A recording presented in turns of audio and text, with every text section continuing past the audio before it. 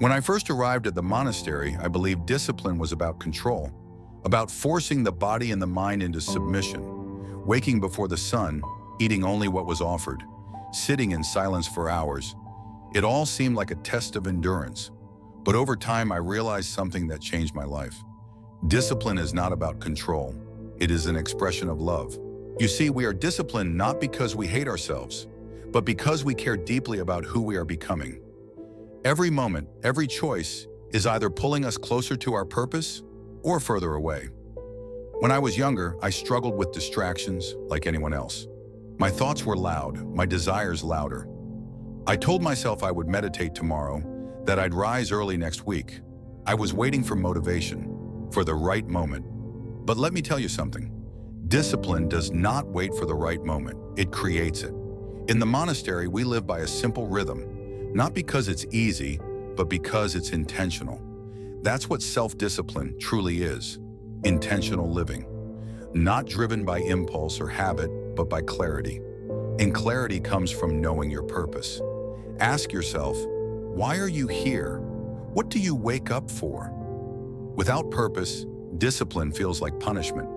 But when your life has meaning, discipline becomes devotion. A sculptor doesn't resent his chisel. He embraces it because he knows every strike brings him closer to the masterpiece hidden within the stone. Your purpose is your masterpiece, but without discipline, it remains buried in distractions, procrastination, and doubt. Let me tell you a story. There was once a young monk who kept falling asleep during meditation. Every time he closed his eyes, his head would nod, and soon he'd be snoring, even in front of the teacher. Embarrassed, he asked the abbot, "Why can't I stay awake? Why is my mind so weak?" The abbot smiled and said, "Your problem isn't your mind, it's your purpose. When you remember why you are here, your body will follow." That young monk was me.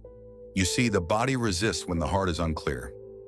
Once I truly understood why I chose this path, not to escape the world, but to learn how to serve it, I never missed another sunrise. Discipline is the bridge between who you are and who you are meant to be. It's not glamorous. It's often quiet, unseen, but its effects are transformative. Here's something I want you to try tonight. Before you sleep, ask yourself, did my actions today reflect my purpose? Not to judge yourself, but to become aware. Awareness is the seed of discipline, and discipline, when nurtured with compassion, grows into freedom, because here's the truth. Discipline doesn't limit your life. It liberates it. When you say no to what doesn't matter, you say yes to what does. So be gentle with yourself, but be firm in your commitment. Remember, the wind doesn't shape the mountain. Time and intention do. You don't have to change your whole life today. Just make one intentional choice, one mindful step, one honest reflection, and then do it again tomorrow. And in time, you'll see.